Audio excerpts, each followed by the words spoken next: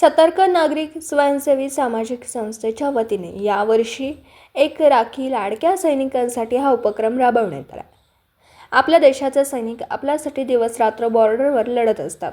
आपल्या सुरक्षेसाठी ते तेथे असल्यामुळे आपण देशात सुरक्षित आहोत ही भावना सतर्क नागरिक स्वयंसेवी सामाजिक संस्थेच्या महिला यांनी समोर ठेवून सांगली, सातारा, कोल्हापूर या जिल्ह्यातील बॉर्डर असलेल्या सैनिकांसाठी राखी सतर्क नागरिक स्वयंसेवी सामाजिक संस्थेचे अध्यक्ष अजित जाधव यांच्या मार्गदर्शनाखाली पाठवण्यात आली। यावेळी सतर्क नागरिक स्वयंसेवी सामाजिक संस्थेचे प्रदेशाध्यक्ष चंदा बेलकर मॅडम, पूजा शिंदे, पूनम पाटील, वंदना तुरुंबे, सांगली जिल्ह्याच्या महिला जिल्हाध्यक्ष सुरेखा शिंदे, सुवर्णा जाधव, प्रतिभा कारंडे, मंदा माणे, कल्पना शिंदे, सातारा जिल्ह्याच्या महिला अध्यक्ष सारिका देशमुख व इतर महिला उपस्थित होत्या। नमस्कार, मी चंदा बेलेकर, महाराष्ट्र राज्य पोलीस मित्र प्रदेशाध्यक्ष।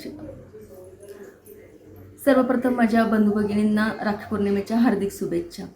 आम्ही आमच्या संस्थेमार्फत एक उपक्रम राबवत आहोत, एक राखी सैनिकांसाठी। सैनिक म्हणजे पण आपले बंधूच आहेत, जे कसले ऊन, वारा, पाऊस कशाचीही तमा न बाळगता आपल्या भारत मातेच्या संरक्षणासाठी सीमेवर लढतात। आज ते तिथं आहेत म्हणून आपण प्रत्येक सण आणि प्रत्येक क्षण आनंदाने घालवतोय।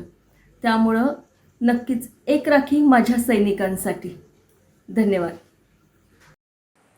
नमस्कार, मी सुरेखा दीपक शिंदे, सतर्क नागरिक स्वयंसेवी सामाजिक संस्था व महाराष्ट्र राज्य पोलीस मित्र यांच्या वतीने आम्ही एक छोटासा उपक्रम राबवत आहोत, तो म्हणजे एक राखी सैनिकांसाठी।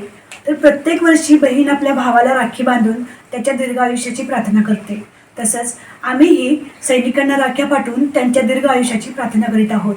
तर आपण आपापल्या घरात मोठ्या उत्साहात रक्षाबंधन सण साजरा करत असतो, पण या राखीचे खरे मानकरी म्हणजे आपल्या सीमेवरती लढणारे सैनिक असतात।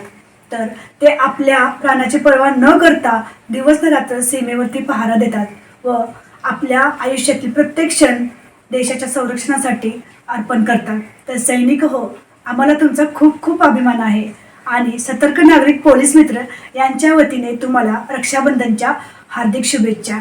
आणि तुम्ही आहात म्हणून आम्ही सर्व सण आनंदात साजरे करू शकतो, त्यासाठी खूप खूप धन्यवाद। जय हिंद।